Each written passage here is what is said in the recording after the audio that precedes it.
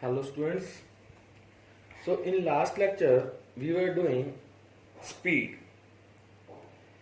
Speed के बारे में एक बात जो मैं आपको बताना भूल गया. To compare the speed of two vehicles we should know about distance travelled per unit time by the vehicle. दो व्हीकल्स में किसी एक व्हीकल की स्पीड ज्यादा या कम बताने के लिए हमें क्या जानना जरूरी है? Distance travelled by the vehicle पर यूनिट टाइम. मतलब एक यूनिट टाइम में हमें उसके द्वारा डिस्टेंस ट्रेवल किया पता होना चाहिए. अगर हमें टोटल डिस्टेंस पता है और टोटल टाइम पता है तो हम उनमें से स्पीड किसकी ज्यादा है ये नहीं बता पाए. इसे एक एग्जांपल से समझते हैं. Let us understand it by an example. Let us assume there are two vehicles, vehicle A and vehicle B. These vehicles are going in same direction and parallel to each other. मतलब क्या था? A vehicle भी इस side जा रहा है, B vehicle भी इस साइड जा रहा है. और अब मैं आपसे पूछूं कि स्पीड किसकी ज्यादा है, तो कॉमन सी बात है, आप बता पाओगे कि A की ज्यादा है कि B की ज्यादा है. क्यों? क्योंकि जिसकी स्पीड ज्यादा होगी वो आगे निकल जाएगा.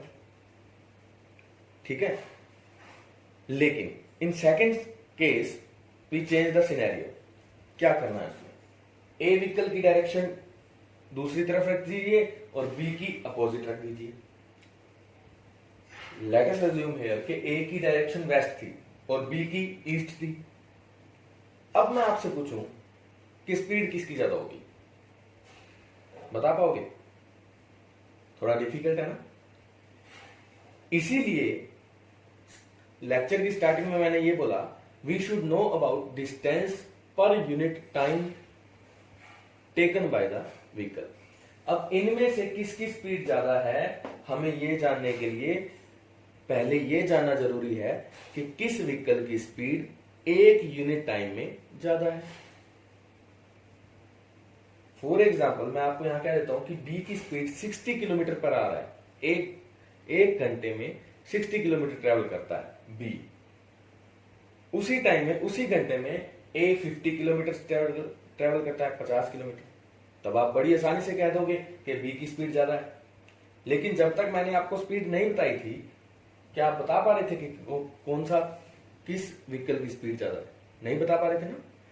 मतलब दो व्हीकल्स में से किसी एक की स्पीड कम या ज्यादा बताने के लिए हमें क्या जानना जरूरी है? उन व्हीकल्स की distance per unit time. Total time नहीं, डिस्टेंस पर यूनिट टाइम, दोनों. Clear? Now we are moving to average speed. हमने स्पीड पढ़ लिया, अब हमने एवरेज स्पीड पढ़ ली.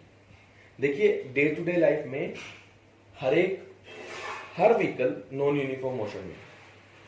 नॉन यूनिफॉर्म मोशन में क्यों? क्योंकि डिस्टेंस ट्रेवल्ड हमेशा इक्वल नहीं होगा इक्वल इंटरवल्स ऑफ टाइम में. क्यों? क्योंकि कहीं ना कहीं एक व्हीकल, फॉर एग्जांपल हम मान लेते हैं कि एक व्हीकल ट्रेवल कर रहा है सिरसा टू दिल्ली. ठीक है, तो उसे ट्रैफिक भी मिलेगा, खाली रोड भी मिलेगी, ब्रेक्स भी लगेंगी उसकी, व्हीकल की ट्रेवलिंग में स्टॉपेज भी आएंगे. ठीक है, तो मतलब हमें उसकी एवरेज स्पीड निकालनी पड़ेगी. आपसे पूछते ना कि किस एवरेज से गए तुम, किस एवरेज स्पीड से तुम गए यहाँ पर. For example Sirsa to Delhi गए तो आपसे पूछे तो एवरेज पूछेगा ना. आप हर एक इंस्टेंट की अलग अलग तो नहीं लिख के रखोगे कि हाँ सिरसा से फतेहाबाद के लिए मैंने इतनी स्पीड पे चला, फतेहाबाद से हिसार के लिए मैं इतनी स्पीड पे चला. तो एवरेज निकाली जाएगी कि 257 किलोमीटर ट्रेवल करने में आपने कितना टाइम लिया. उनकी जो डिवाइडेशन होगी वो करके आप एवरेज बताओगे कि हाँ 60 किलोमीटर पर आवर की स्पीड से मैं गया. ठीक है, तो एवरेज स्पीड निकालना भी हमारे लिए जरूरी है. क्यों? क्योंकि नॉन यूनिफॉर्म मोशन में है एवरीथिंग. ठीक है, तो एवरेज स्पीड की डेफिनेशन हम देख लेते हैं.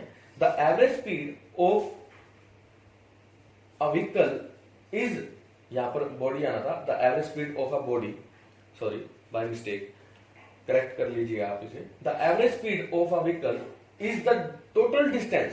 क्या है? Total distance. Total distance travelled divided by the total time taken to cover the distance. कौन सा डिस्टेंस? जो ये हमने डिस्टेंस की बात की, टोटल डिस्टेंस।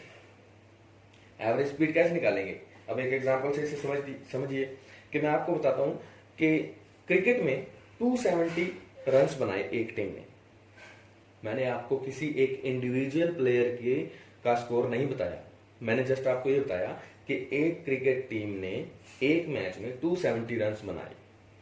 तो मुझे ये बताइए कि पर प्लेयर कितने रन बनाए गए या पर प्लेयर कितने रन आए, तो आप क्या करोगे?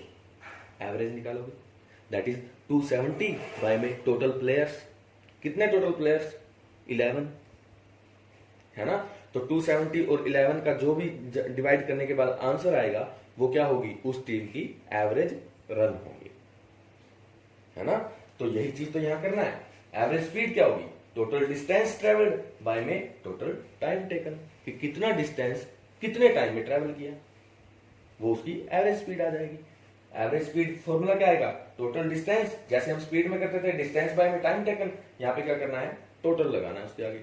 Average speed is equal to total distance by में टोटल टाइम टेकन। क्लियर? एक फॉर्मूला से इसका एक एग्जांपल हम ले लेते हैं। एवरेज स्पीड निकालनी है और मैं आपको बता रहा हूं कि 180 किलोमीटर ट्रेवल किया 3 घंटे में किसी व्हीकल ने। एक कार ने 180 किलोमीटर ट्रेवल किया 3 घंटे, तो उसकी एवरेज स्पीड क्या होगी? That is average speed is equal to 180 by में 3, डिवाइड करेंगे 60 किलोमीटर पर आवर। मतलब एवरी आवर में वो 60 किलोमीटर पर आवर की स्पीड से चल रही थी। हालांकि हो तो ये भी सकता है कि पहले घंटे में 40 चली हो, दूसरे में 80 चली हो, तीसरे में 100 किलोमीटर पर आवर की स्पीड से चली हो, लेकिन हमें बताना मुश्किल है क्योंकि हर एक टाइम पे तो हम मेजरमेंट रख नहीं सकते उसकी। तो हमने क्या किया? टोटल डिस्टेंस बाय में टोटल टाइम, क्या आया? 60 किलोमीटर पर आवर। हम ये कहते हैं कि पूरे टाइम में, पूरे सफर के दौरान उस कार ने अपनी स्पीड 60 किलोमीटर पर आवर रखी होगी। That is average speed.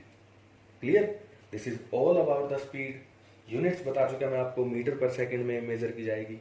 Clear? I hope समझ आया होगा आपको। Thank you class.